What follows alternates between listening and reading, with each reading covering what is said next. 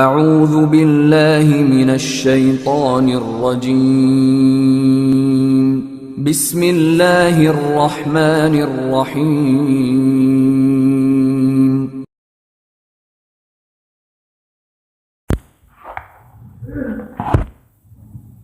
ان الحمد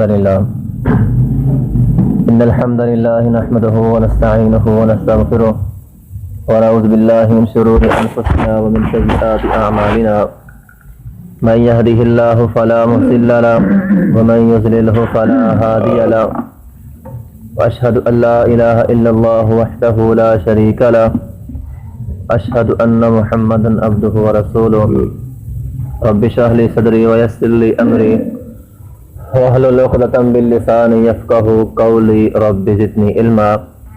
یہ صفحہ نمبر 329 اور آیت نمبر 19۔ اعوذ باللہ من الشیطان الرجیم بسم اللہ الرحمن الرحیم وَكَذَلِكَ بَعَثْنَاهُمْ لِيَتَسَاءَلُوا بَيْنَهُمْ قَالَ قَائِلٌ مِّنْهُمْ كَمْ لَبِثْتُمْ قَالُوا لَبِثْنَا يَوْمًا أَوْ بَعْضَ يَوْمٍ قَالُوا رَبُّكُمْ أعلم بما لبثتم فابعثوا أحدكم بورقكم هذه إلى المدينة فلينظر أيها أزكى طعاما فليأتكم برزق منه وليتلطف ولا يشعرن بكم احدا۔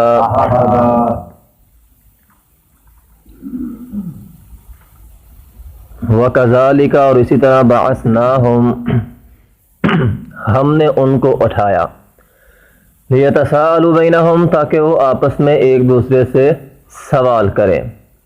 کیا سوال؟ قال ان میں سے ایک نے کہا، قال قائل کہنے والے نے کہا، منہم ان میں سے، کم لبثتم تم کتنی مدت ٹھہرے ہو؟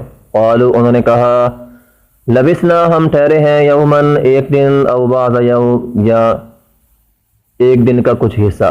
قالوا انہوں نے کہا، ربکم اعلم ہمارا رب زیادہ جانتا ہے، بما لبثتم تم کتنی مدت ٹھہرے ہو۔ فبعثوا پس بھیجو احدکم تم اپنے میں سے کسی ایک کو، بورقکم یہ چاندی کا سکہ دے کر، حاضی ہی یہ سکہ، الی المدینہ شہر کی طرف، فلینظر پس چاہیے کہ وہ دیکھے، ایہا ازکا کس کا ہے اچھا، طعامن کھانا، فلیأتکم پس وہ لائے تمہارے پاس، برزقکم وہ کھانا، منہ اس اچھے کھانے میں سے، ولیتلطف اور ہوشیار رہے، ولا یشعرن اور نہ وہ خبر دے، بکم تمہاری احدا کسی ایک کو بھی۔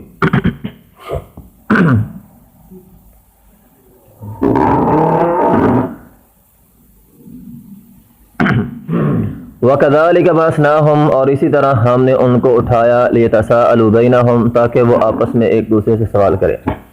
اللہ رب العزت فرماتے ہیں ہم نے ان کو تقریباً 300 سال سلانے کے بعد ہم نے دوبارہ ان کو اٹھایا۔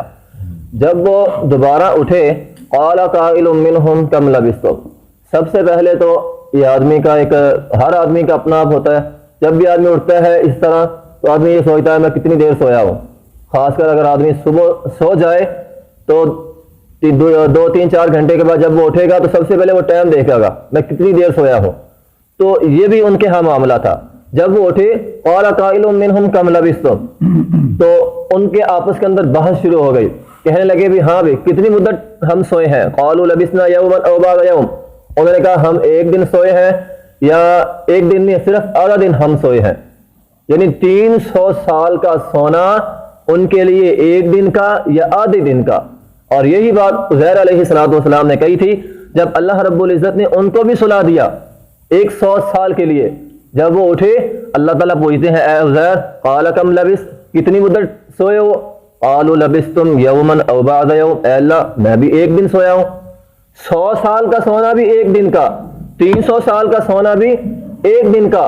اور محترم بھائیوں، یہاں تو اللہ رب العزت نے 100 سال کے سونے کو، عزیر علیہ السلام 100 سال سوئے تھے اور 100 سال کے سونے کو وہ ایک دن شمار کر رہے ہیں، اور یہاں یہ لوگ 300 سال سوئے تھے اور 300 سال سونے کو ایک دن شمار کر رہے ہیں۔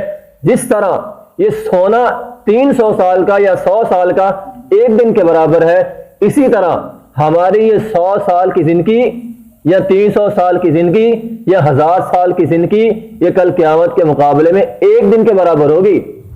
اللہ رب العزت کل قیامت کے دن لوگوں سے پوچھیں گے، قال کم لبثتم فی الارض عدد سنین، اے لوگوں بتلاؤ دنیا کے اندر تم کتنی مدت گزار کے آئے ہو؟ فی الارض عدد سنین، بتلاؤ دنیا کے اندر کتنی مدت گزار کے آئے ہو؟ وہ بھی یہ لوگ کہیں گے قالوا لبثنا یوما او بعض یوم فاسأل العادین، اے اللہ ہماری یہ 100 سالہ زندگی، اور نوح علیہ السلام کے دور میں لوگ 1000 سال تک جیتے تھے، 1000 سالہ زندگی کل قیامت کے دن ایک دن کے مقابلے میں ہوگی۔ وہ لوگ کہیں گے اے اللہ ہم تو صرف ایک دن زندگی گزار کر آئے ہیں، اور اے اللہ ہم سچے ہیں، یہ نہیں ہم جھوٹ بول رہے ہیں، ہم سچے ہیں۔ فاسأل العادین، اے اللہ جو لوگ ہماری زندگی لکھ رہے تھے فرشتے، اے اللہ ان سے پوچھ لے، ہم صرف اور صرف ایک دن زندگی بسر کر کے آئے ہیں۔ تو یہاں ہماری 100 سالہ زندگی کل قیامت کے مقابلے میں ایک دن کے برابر جو ہے وہ ہو جائے گی۔ یہاں 100 سال کی مصیبتیں کل قیامت کے دن جنت کا صرف ایک چکر لگنے سے ساری بھول جائیں گی۔ نبی علیہ السلام نے فرمایا ایک آدمی کو جس نے دنیا کے اندر لمبی زندگی بسر کی ہے یا تھوڑی زندگی بسر کی ہے، ساری زندگی اس نے تکلیفیں برداشت کی ہیں، کل قیامت کے دن اللہ تعالیٰ اسے صرف جنت کا ایک ہلکا سا چکر لگائیں گے اور پھر اسے پوچھیں گے اے میرے بندے بتلا کیا کبھی تو نے کوئی مصیبت دیکھی ہے؟ کہے گا اللہ مجھے پتہ ہی نہیں مصیبت ہوتی کیا ہے۔ جنت کا ایک چکر ساری مصیبتیں دور، اور جہنم کا ایک چکر دنیا کی ساری عیش و عشرت دور ہے۔ جو آدمی دنیا کے اندر اس نے ساری زندگی عیش کی ہے، جہنم کا ایک چکر لگے گا وہ ساری عیش بھول جائے گا اور کہے گا اللہ میں تو جب سے پیدا ہوا ہوں مصیبتوں کے اندر ہی رہا ہوں۔ تو محترم بھائیوں، جس طرح سونا ایک دن کے برابر ہے، اسی طرح ہماری یہ زندگی بھی کل قیامت کے مقابلے میں صرف اور صرف ایک دن کی ہے، اور ایک دن میں بھی ہمارا جو ہے اگر ہم اپنی پوری زندگی کا حساب لگائیں تو پوری زندگی میں آدھی زندگی تو ہم سوتے ہیں اور آدھی زندگی ہم کاروبار کرتے ہیں، اور اگر ہم 24 گھنٹوں کا حساب لگائیں تو ہماری یہ 5 نمازیں 24 گھنٹوں کے حساب سے تقریباً 1 گھنٹہ یا 1.5 گھنٹہ یا 2 گھنٹے بنتی ہیں۔ تو ہم صرف یہ 24 گھنٹوں میں سے ایک دن کی زندگی یعنی 24 گھنٹے کی زندگی ہے، تو ہماری یہ جو 24 گھنٹے کی زندگی ہے اس میں سے بھی اللہ تعالیٰ نے ہم سے صرف گھنٹہ یا 1.5 گھنٹہ مانگا ہے، اور ہم وہ بھی نماز پڑھنے کے لیے تیار نہیں ہے۔ اس لیے محترم بھائیوں ہمیں اس بات کا خیال رکھنا چاہیے۔ قال قائل منهم كم لبثتم قالوا لبثنا يوما او بعض يوم، وہ کہیں گے اللہ انہوں نے کہا ہم تو ایک دن ٹھہرے ہیں یا کچھ حصہ ٹھہرے ہیں۔ قال ربكم اعلم بما لبثتم، پھر وہ کہنے لگا اچھا ہمارا رب بھی بہتر جانتا ہے ہم کتنی مدت ٹھہرے۔ اس کے اندر بھی ہمارے لیے وہ بہت بڑا سبق چھوڑ گئے۔ انہوں نے فوراً کہا، زیادہ بحث نہیں کی اس بارے میں، وہ کہے اتنی دیر، وہ کہے اتنی دیر، وہ کہے اتنی دیر، نہیں، تھوڑا سا پوچھا ہاں بھی کتنی دیر ٹھہرے ہو، کسی نے کچھ کہا کسی نے کچھ، فوراً انہوں نے کہہ دیا قالوا ربکم اعلم بما لبثتم، ہمارا رب بہتر جانتا ہے۔ اور یہ مومن کی نشانی ہے، مومن لا یعنی باتوں میں وقت ضائع نہیں کرتا، لا یعنی باتوں میں بحث نہیں کرتا، جس کا نہ دنیا سے کوئی تعلق ہے نہ آخرت سے کوئی تعلق ہے۔ اب وہ ادھر بیٹھے اسی بات پر بحث کرتے ہیں ہم کتنی مدت ٹھہرے، جو کوئی فائدہ ہے؟ انہوں نے کہا جی چھوڑو، کوئی فائدہ نہیں اس بات کا، ہمیں پتہ نہیں کتنی مدت ہم ٹھہرے ہیں۔ ربکم اعلم بکم، تمہارا رب بہت زیادہ جانتا ہے کہ ہم کتنی مدت ٹھہرے ہیں۔ اس سے ہمیں یہ سبق ملتا ہے کہ ہمیں لا یعنی باتوں میں وقت ضائع کرنے کے بجائے جو بامقصد باتیں ہیں، بامقصد گفتگو ہے، وہ جو ہے وہ کرنے چاہیے۔ فبعثوا احدکم بورقکم، انہوں نے کہا اچھا یہ بات چھوڑو، جلدی کرو بھوک بہت لگی ہے۔ فبعثوا احدکم بورقکم هذه الى المدینہ، یہ سکے ہیں ہمارے پاس کچھ، یہ چاندی کے سکے ہیں، یہ لے جاؤ اور جا کر کھانا تلاش کرو۔ فلینظر ایھا ازکا، اور دیکھے تم میں سے کون کس کا ہے اچھا کھانا۔ جس کو کھانا لینے کے لیے بھیجنا ہے وہ اس بات کا خیال رکھے کہ پاکیزہ کھانا کس سے ملتا ہے۔ یہاں انہوں نے صرف کھانا نہیں کہا بلکہ ازکا تعاون کا ہے، پاکیزہ کھانا، جس سے ہمیں یہ سبق ملتا ہے کہ ہمیں عمدہ کھانا اور صاف ستھرا کھانا کھانا چاہیے۔ کھانا ہوتا ہی صاف ستھرا ہے، جو صاف ستھرا نہیں ہے وہ کھانا ہی ایک حساب سے نہیں ہے۔ تو ازکا طعام، ازکا یہ بہت جامع معنی لفظ ہے۔ اللہ رب العزت نے اپنے انبیاء کرام کو مخاطب کر کے یہ بات کہی تھی، یا ایھا الرسول کلوا من الطیبات واعملوا صالحا، اے رسولو کھاؤ، صرف کھانا ہی نہیں، من الطیبات پکیزہ کھانا کھانا ہے، واعملوا صالحا اور عمل بھی اچھے کرنے ہیں۔ اسے اللہ رب العزت نے مومنین کو مخاطب کر کے فرمایا، یا ایھا الذین آمنوا کلوا من الطیبات ما رزقناکم واشکروا للہ ان کنتم ایاہ تعبدون، اے مومنوں کی جماعت تم کھاؤ پکیزہ کھانے میں سے، کس لیے؟ تاکہ تم اللہ تعالیٰ کا شکر ادا کر سکو اور رب تعالیٰ کی عبادت کر سکو۔ تو عبادت کے لیے بھی وَاعْمَلُوا صَالِحًا، اچھے اعمال کے لیے بھی اچھا کھانا ہونا یہ بہت زیادہ ضروری ہے۔ بعض لوگ جو ہے وہ جس طرح کا مرضی کھانا ملے کچا پکا کھا لیتے ہیں اور اس کو وہ تقوی کی علامت سمجھتے ہیں کہ یہ بہت بڑا تقوی ہے، آدمی کو جیسا کھانا ملے وہ کھا لے۔ اور محترم بھائیو اس بات کے اندر تقوی نہیں ہے، یہ کوئی تقوی والی بات نہیں ہے۔ انسان جو ہے وہ ایک چیز انسان کے لیے مضر ہے، نقصان دہ ہے، آدمی وہ بھی کھا لے، تو اس میں تقوی نہیں ہے۔ تقوی کس میں ہے؟ ازکا طعامن، جو تمہاری صحت کے لیے اچھا ہے، تمہاری صحت کے لیے مفید ہے، جو تمہاری صحت کے لیے مضر ہے، کچا ہے، اس کو مت کھائیں۔ ابن تیمیہ رحمۃ اللہ علیہ کے حوالے سے سنا میں نے، وہ کہا کرتے تھے کہ جس آدمی کو اس بات کا پتہ ہے کہ یہ کھانا میری صحت کے لیے اچھا نہیں ہے، میری صحت کے لیے درست نہیں ہے، میری صحت کے لیے مضر ہے، اس کے باوجود وہ کھانا کھاتا ہے، وہ چیز کھاتا ہے، تو وہ گناہ کرتا ہے، کیونکہ اللہ رب العزت نے ظلم حرام کیا ہوا ہے، خود اپنے اوپر بھی اور لوگوں کے لیے بھی۔ اگر ہم کسی پر ظلم کریں وہ حرام ہے، اور اسی طرح وہ ظلم اگر ہم اپنے اوپر کریں وہ بھی حرام ہے۔ جب ہم پکیزہ کھانا نہیں کھائیں گے، طبیعت کے موافق کھانا نہیں کھائیں گے، تو وہ کھانا ہماری صحت کے لیے مضر ہے، اس لیے وہ کھانا جو ہے وہ درست نہیں ہے۔ اور پھر یہاں ازکا لفظ ہے، ازکا لفظ کے بہت سے معنی ہے۔ ایک تو ازکا کا معنی یہ ہے پکیزہ کھانا ہو، اور دوسرا ازکا کا معنی یہ بھی ہے کہ پکیزہ مال کا کھانا ہو۔ جب ہم کاروبار کریں، تجارت کریں، تو ہم پکیزہ حلال کمائیں، ہمارے کاروبار کے اندر حرام کی آمیزش نہ ہو، اور اس طرح کمی پیشی اور دیگر جو ہے وہ ہمارا یعنی کہ مال پاک ہو، اور مال بھی پاک ہو، اور پھر اس مال پکیزہ مال میں سے ازکا اس کو بھی ہم نے پاک کرنا ہے۔ اور کس طرح پاک کرنا ہے؟ وہ زکوٰۃ دے کر پاک کرنا ہے۔ پکیزہ مال کی بھی زکوٰۃ دیں گے تو وہ مال پاک ہوگا، اگر ہم اپنے مال کی زکوٰۃ نہیں دیں گے تو وہ مال پاک نہیں ہے۔ اس لیے سب سے پہلے تجارت حلال کمانا ہے، حلال کمانے سے بھی اس میں بھی پھر زکوٰۃ دینی ہے، اور پھر جو پکیزہ مال ہوگا اس کا بھی جو کھانا کھانا ہے وہ بھی صاف ستھرا کھانا ہو، کیونکہ نبی علیہ الصلوۃ والسلام نے قوی مومن کو، مضبوط مومن کو زیادہ ترجیح دی ہے ایک کمزور مومن سے۔ تو مضبوط مومن بننے کے لیے کھانے کا عمدہ ہونا ضروری ہے، اور اس کا مطلب پھر یہ بھی نہیں ہے کہ ہم چٹپٹے مسالے کھاتے رہیں، وہ بھی مضر ہے صحت کے لیے۔ تو کھانے پکیزے سے وہ مراد ہے جو ہماری صحت کے لیے اچھا ہے، جو نہ ہلکا ہے اور نہ ہی بہت زیادہ مسالے دار ہے جس سے ہماری طبیعت جو ہے وہ خراب ہو جائے۔ اس لیے کھانا جو ہے ازکا ہونا چاہیے، عمدہ کھانا انسان کو کھانا چاہیے۔ فَلْيَأْتِكُمْ بِرِزْقٍ مِّنْهُ، تو اس سے معلوم ہوتا ہے ان نوجوانوں کو پتا تھا کہ معاشرے کے اندر سبھی لوگ برے ہیں سوائے چند ایک لوگوں کے، تو اس نے کہا اس آدمی کو بھیجنا ہے جس کو پتا ہے کہ کون کون سے لوگ حلال چیز جو ہے وہ بیچتے ہیں، کس کے پاس حلال چیز کا جانور ہے، کس کے پاس حلال چیز ہے جو فروخت کرتا ہے، اس لیے وہ تلاش کرے کون سا حلال کمانے والا ہے، اور جس کا کاروبار حلال کا ہے، کھانا اس کا پکیزہ ہے، اس کے پاس وہ جائے اور کھانا لے کر آئے۔ وَلْيَتَلَطَّفْ، اور ہوشیار رہے۔